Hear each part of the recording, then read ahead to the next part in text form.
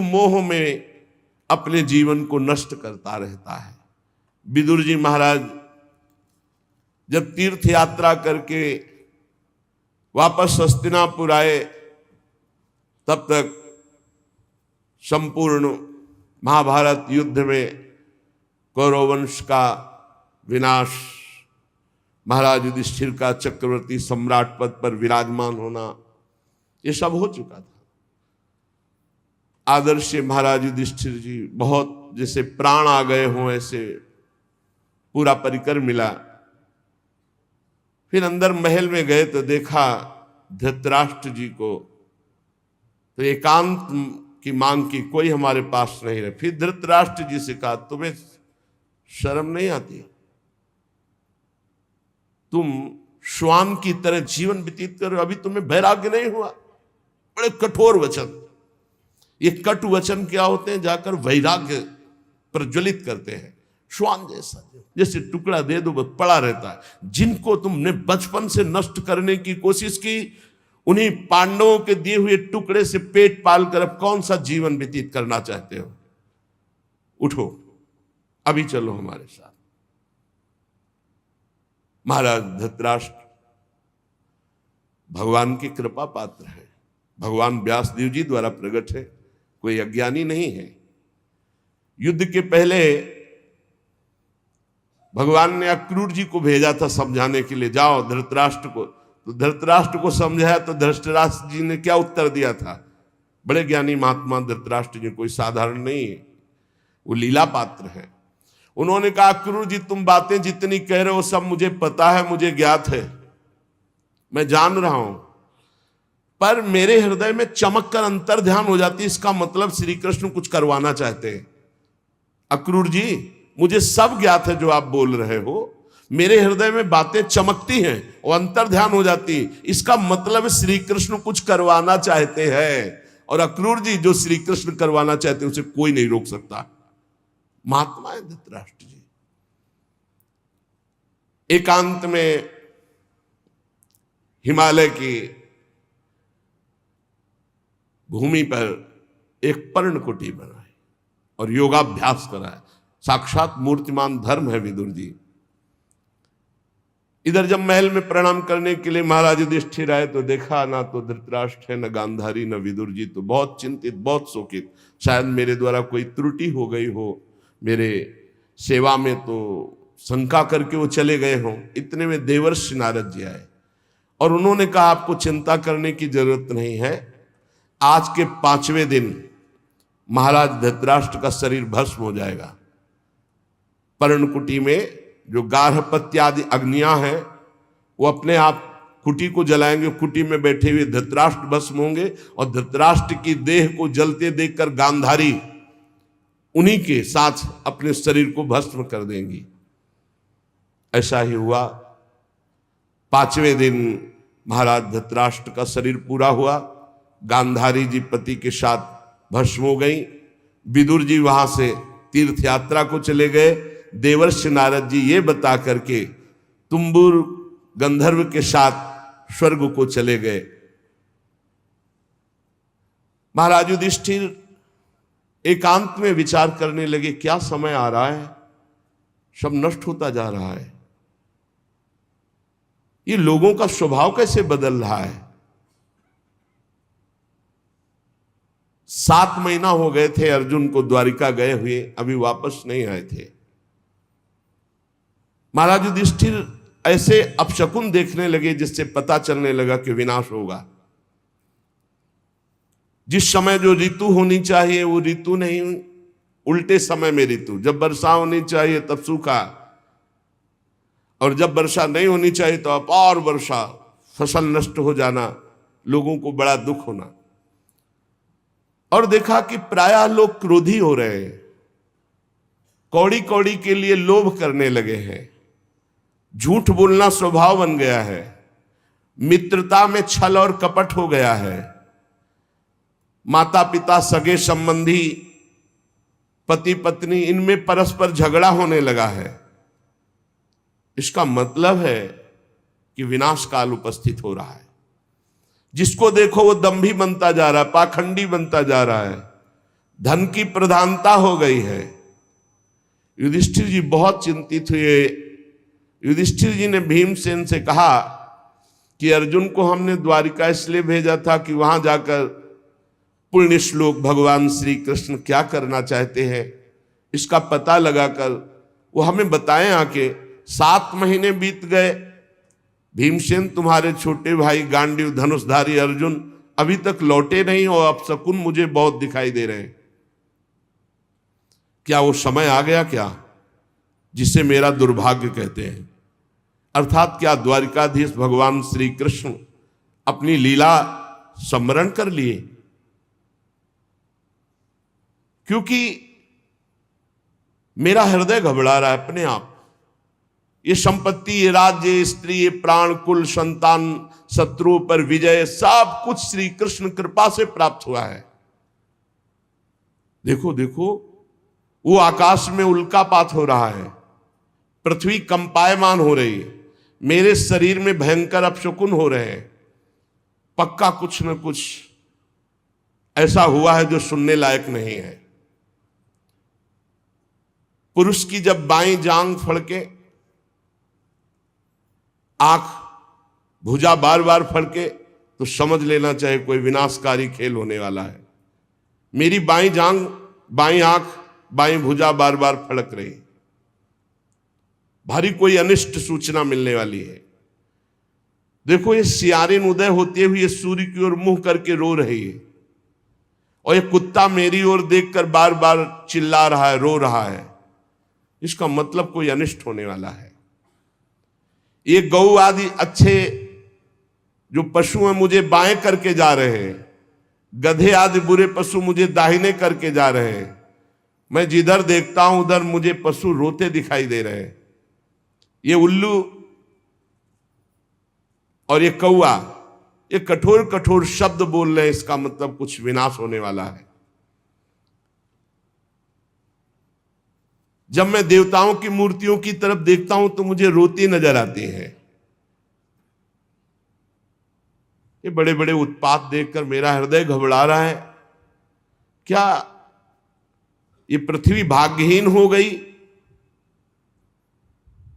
जिनका सौंदर्य, जिनके चरण कमलों में ध्वजा वज्र अंकुश चिन्ह है, क्या ये पृथ्वी उन चिन्हों से रहित हो गई? राजा युधिष्ठिर इन भयंकर उत्पातों को देखकर मन ही बहुत चिंतित थे। इतने में देखा कि अर्जुन पधार रहे। दौड़ पड़े युधिष्ठिर, समीप गए तो कदम रुक गए। अर्जुन का मुंह उदास, आंखों से आंसू, शरीर शक्तिहीन, कांतिहीन। जे ही महाराज युधिष्ठिर के सामने पहुंचे अर्जुन गिर पड़े। घबरा करके युधिष्ठिर जी ने उठाया, अर्जुन से पूछा, भाई द्वारिकापुरी में सब कुशल मंगल है ना? छोटे भाई सहित मामा वसुदेव जी कुशल हैं, उनकी पत्नियां सब कुशल हैं, बलराम जी के द्वारा सुरक्षित द्वारिकापुरी, हमें लगता है सब कुशल होगा। अर्जुन कुशल ही बोलना।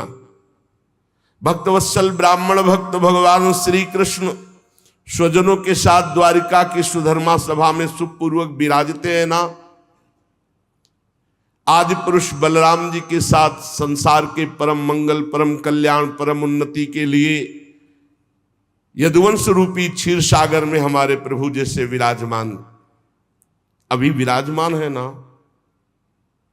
मुझे बहुत भय हो रहा है। अर्जुन जल्दी बताओ, तुम श्रीहीन हो गए हो, तेजहीन हो गए हो। क्या तुम्हारा किसी ने अपमान कर दिया? कहीं तुमने दुर्भावपूर्ण कोई अमंगल कार्य तो नहीं कर दिया? क्योंकि अमंगल कार्य करने वाले का तेज नष्ट हो जाता है। कहीं ऐसा तो नहीं हुआ कोई पात्र आया हो तुम्हारे पास और भीख मांग रहा हो और तुमने उसको दी न हो तो तुम्हारा पुण्य नष्ट हो गया हो? कहीं ऐसा तो नहीं हुआ देने की प्रतिज्ञा करके तुम मुकर गए हो तो तुम्हारे सुकृत नष्ट हो गए हो? कहीं ऐसा तो नहीं हुआ शरणागत का तुमने त्याग कर दिया हो? प्रश्नों की झड़ी लगा दी। कहीं ऐसा तो नहीं हुआ अगम्या स्त्री का समागम कर लिया हो, कहीं ऐसा तो नहीं हुआ कि जिस समागम करने योग्य का अपमान कर दिया हो। बड़े प्रश्न किए, लेकिन मुझे लगता है कि ऐसा धर्म विरुद्ध आचरण तुमसे कोई हो ही नहीं सकता। बहुत संभल के बोलना, इस समय मैं बहुत घबरा रहा हूं, क्या हो गया, मुझे बहुत मानसिक पीड़ा हो रही। वैसे ही दुख से अर्जुन जी बड़े दुखी थे। जब इतने प्रश्न किए तो विषादग्रस्त आंसुओं की झड़ी अर्जुन की, शरीर कांप रहा है, मुख सूख रहा है, पीला पड़ गया है चेहरा, बस एकमात्र श्री कृष्ण के ध्यान में डूबे हुए हैं। काफी देर में साहस बटोर करके उन्होंने बोलना शुरू किया। अर्जुन ने कहा, महाराज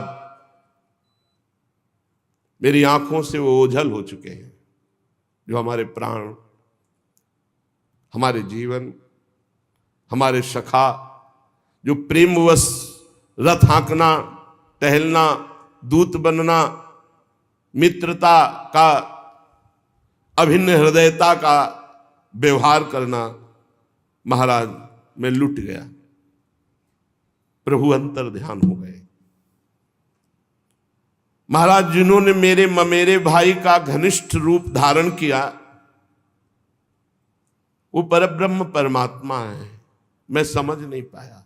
जिन्होंने मेरे मित्र का रूप धारण किया वो मुझे ठग लिया।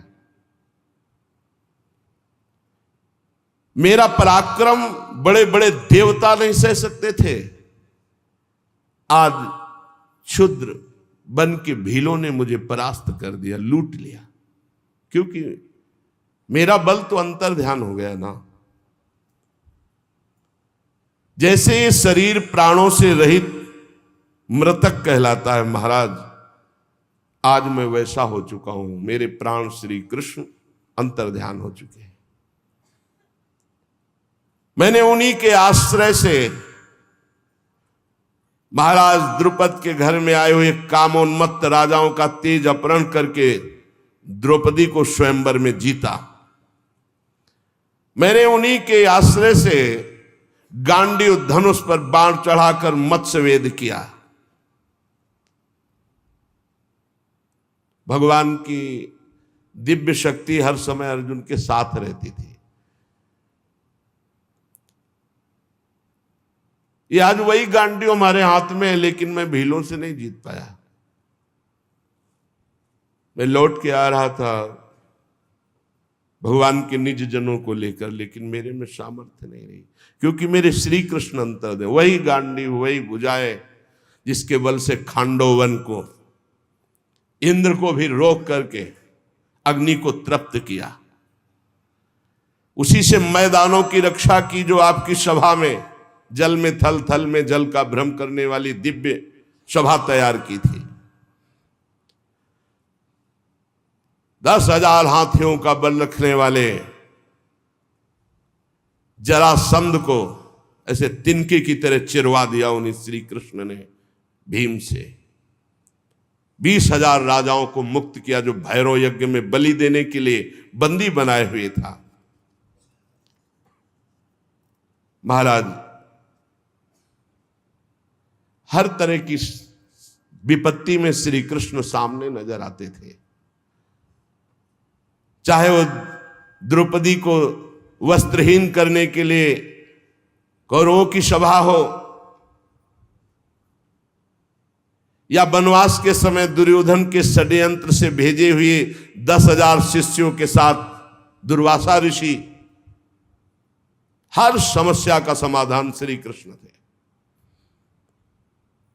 ये कई बार सुना चुके हैं दुर्वासा ऋषि का प्रसंग। बड़ा कठिन है किसी महापुरुष को प्रसन्न कर लेना, लेकिन जिनका भगवान से अनुराग नहीं वो लाभ नहीं ले पाते। 4 महीने दुर्वासा जी की बड़ी सेवा की दुर्योधन ने। दुर्वासा जी ने कहा, वरदान मांगो, चातुर्मास भर तुमने सेवा की, क्या चाहते हो? दुर्योधन ने ये विचार किया कि पांडवों का जड़ से नाश हो जाए, बढ़िया अवसर है। तो उनका ब्राह्मण हमारे ज्येष्ठ भ्राता महाराज युधिष्ठिर वनवास में है, आप 10,000 शिष्यों के साथ जाएं और उनका आतिथ्य स्वीकार करें। तब जब द्रौपदी जी बटलोई में प्रसाद पाले, द्रौपदी पालिए, फिर वहां कुछ नहीं। सिद्ध सूर्यदेव के द्वारा दी हुई बटलोई थी। तथास्तु कहकर दुर्वासा जी ठीक उसी समय पहुंचे जब द्रौपदी जी प्रसाद पा के बटलोई मार्जन करके रख दिया। शिष्य मंडली 10,000, आगे दुर्वासा जी महाराज धर्मराज जी के समीप पहुंचे, साष्टांग दंडवत किया। महाराज आइए, आज तो हमारे अहोभाग्य, आप कृपा करके दर्शन दिए। अब पूछना होता, महाराज प्रसाद पाल? हाँ हाँ, अभी यमुना स्नान करके आते हैं, अभी आते हैं प्रसाद पाने। 10,000 शिष्य सहित यमुना जी स्नान करने गए। महाराज युधिष्ठिर द्रौपदी के पास गए और द्रौपदी जी से पूछा, प्रसाद पा लिया? हाँ, बटलोई मान के रख दी। मूर्छित से हो गए। द्रौपदी जी कौरव सभा से शरणागति पूर्ण पुष्ट हो चुकी थी। उठाया, आप ऐसी दशा को क्यों प्राप्त हो गए? तो उनका बटलोई में तुमने पा लिया, धो के रख दिया। 10,000 शिष्यों के साथ महाक्रोधी दुर्वासा ऋषि आते ही साप दे देंगे। अब क्या 10,000 के लिए कंदमूल फल भी एकत्रित नहीं कर सकते। द्रौपदी ने कहा, एक बटलोई का तुम्हें इतना भरोसा है? अरे जो पूरे विश्व को पवाता है वो मेरा श्री कृष्ण है, आप कोई संशय नहीं। आंख मूंदी और ध्यान करके आर्त भाव से पुकारा, श्री कृष्ण। उनको कहीं आना जाना है? देखा पीतांबर फहराते हुए मुस्कुराते हुए चले आ रहे हैं।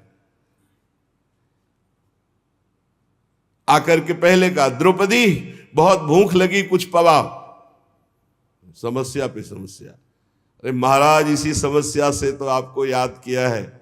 नहीं कृष्ण, बाद में बड़ी भूख लगी, कुछ खाने को दो। द्रौपदी ने फिर गदगद कंठ से कहा, प्रभु ऐसे तो मेरे बड़े भाग्य हैं कि आप ऐसे कह रहे, पर प्रभु इस समय कुछ नहीं है, बटलोई मांझ के रख दिया। अच्छा तो जरा बटलोई लाना। ये कर तुम अकर तुम अन्यथा कर तुम, सर्व समर्थ भगवान का प्रताप देखो। कोई साधारण स्त्री भी जूठा पात्र थोड़ी धो के रखे कि रख दिया उसमें सीख जरा भी शीत लगा हुआ है। फिर ये तो पतिव्रता है, देवी हैं, ये कोई स्त्री से प्रकट है क्या? द्रौपदी यज्ञ से प्रकट है। दूसरी बात, जब भगवान सूर्य ने कह दिया कि द्रौपदी के पाने के बाद कुछ नहीं बचेगा, तो कुछ नहीं बचेगा। लेकिन श्री कृष्ण है, एक साक का शीत निकाला। कहां से निकाला?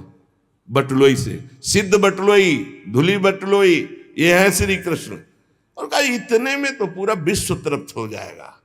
जबान में रखा तो वहां मुनिमंडली जो यमुना स्नान कर रही थी, ऐसा फरा बड़ा आचमन करने की जरूरत नहीं। बोले जाओ, भीम से कहा भगवान ने, कह दो पकवान तैयार है, आओ महाराज।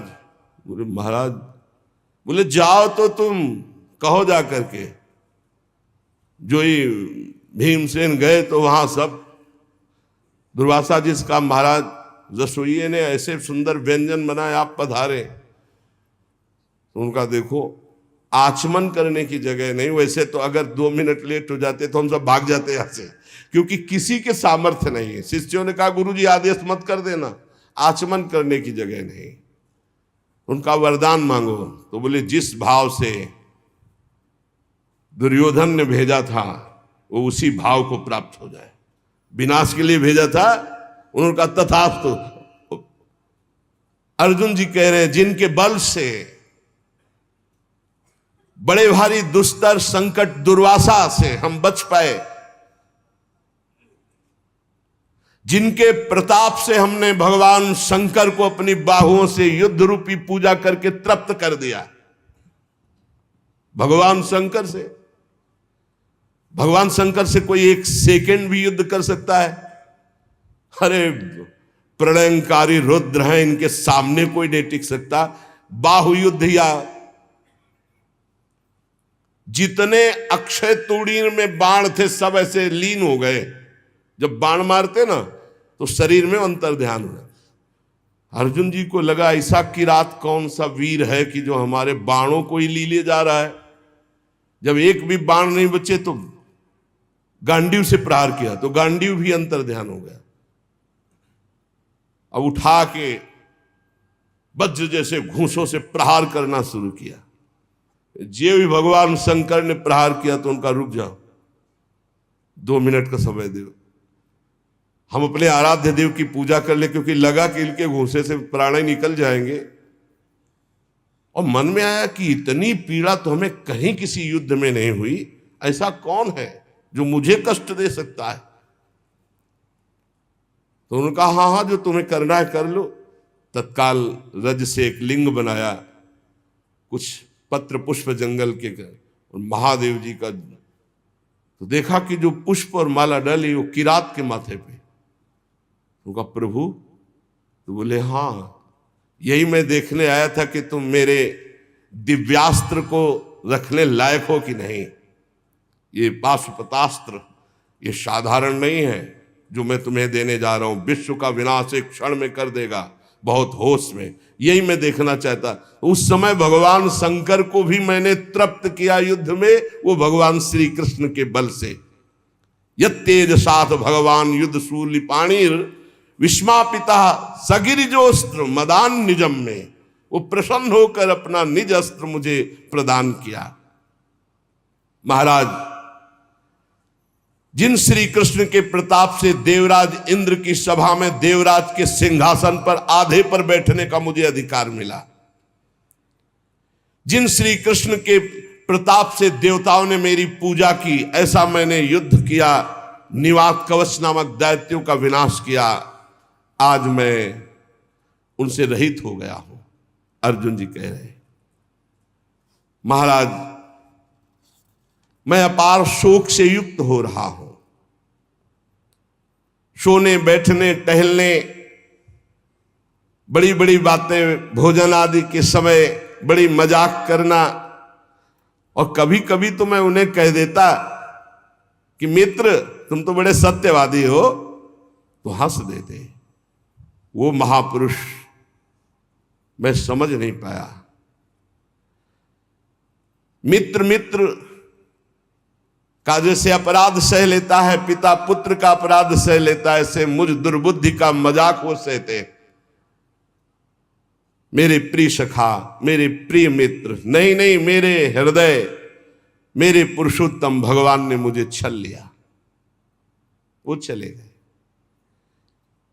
मैं उनके निज जनों को द्वारिका से साथ ला रहा था। मार्ग में दुष्ट भीलों ने मुझे एक अबला की तरह हरा दिया। मेरे में कोई बल नहीं, वही गांडीव, वही बाण, वही अर्जुन, कुछ नहीं कर पाया। लूट ले गए संपत्ति।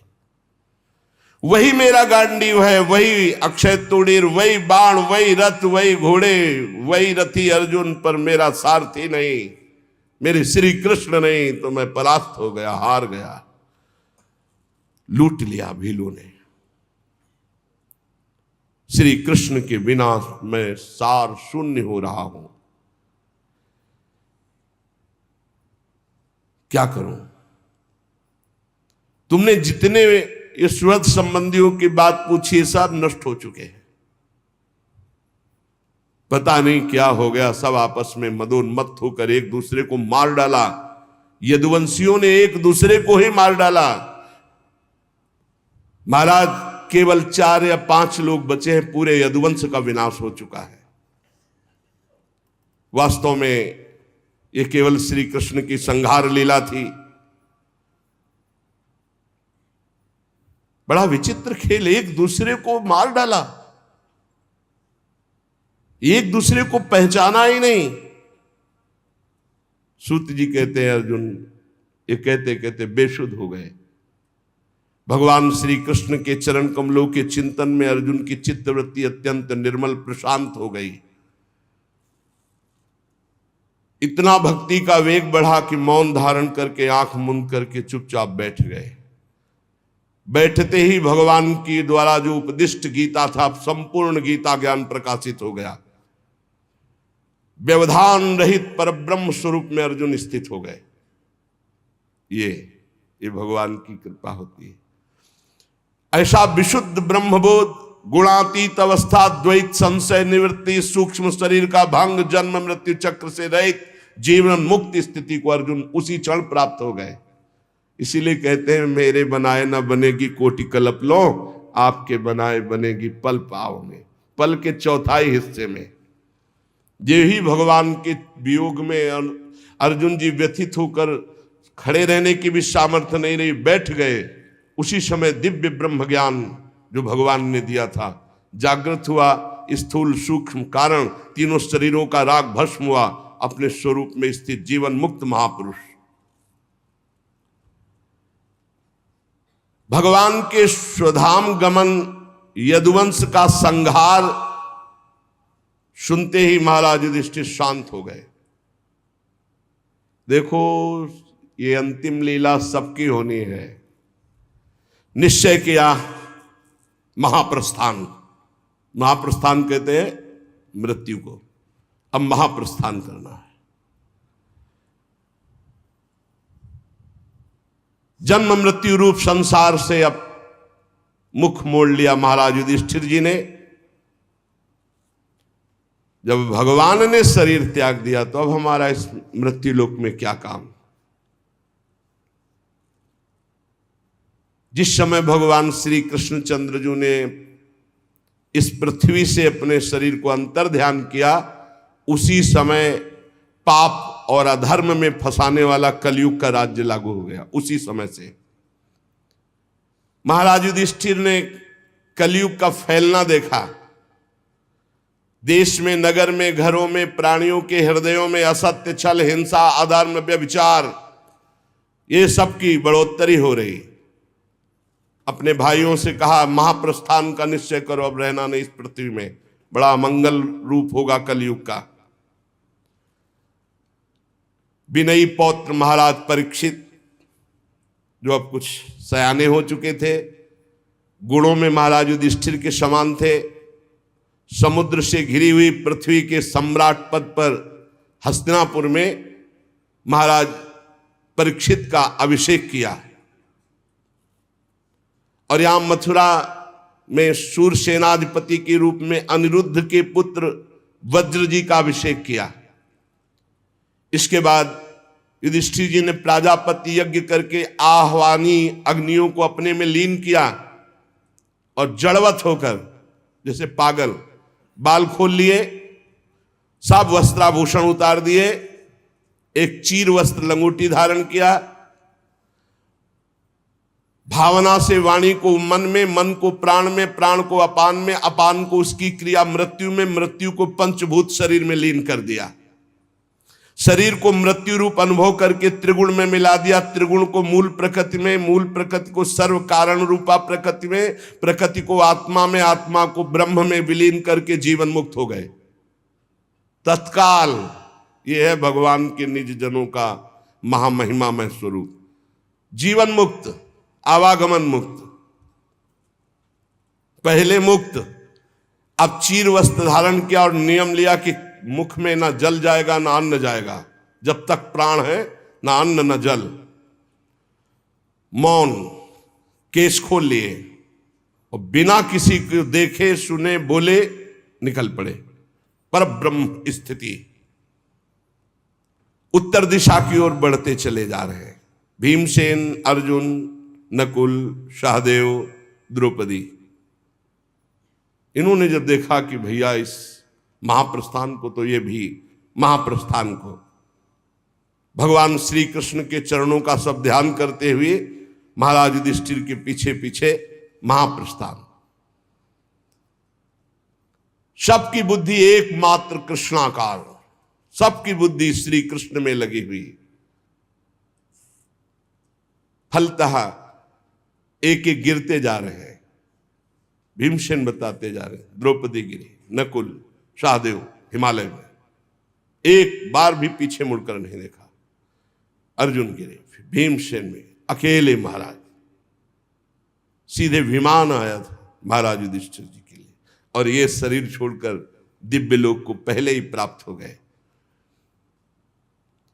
भगवान के प्यारे भक्त पांडवों के महाप्रयाण की इस पवित्र मंगलमयी कथा को जो पुरुष सुनता है वो निश्चय ही निष्पाप होकर मोक्ष को, भगवत धाम को प्राप्त होता है। पांडवों का महाप्रयाण जब महाराज परीक्षित ने देखा कि निरपेक्ष होकर हमारे पूज्य जन प्राण त्यागने के लिए हिमालय को चले गए, ब्रह्म ऋषियों के चरणों की आराधना करके पूरी पृथ्वी का शासन महाराज परीक्षित करने लगे। यहां से जाना है, देखो सब कितना वैभव, सब क्या है, शरीर छोड़ा, भजन है तो ठीक है, भजन नहीं तो व्यर्थ है, ये सब नौटंकी नाटक है, 4 दिन का, मरने के बाद कुछ नहीं, और सबको मरना पड़ता है भाई। जब भगवान अंतर ध्यान हो गए, ये महापुरुष अंतर ध्यान हो गए, तो अपने लोग तो घास फूस की तरह है। महाराज परीक्षित उत्तर की पुत्री इरावती से विवाह किया, उनके जन्मेजय आदि 4 पुत्र हुए। कृपाचार्य को आचार्य बनाकर गंगा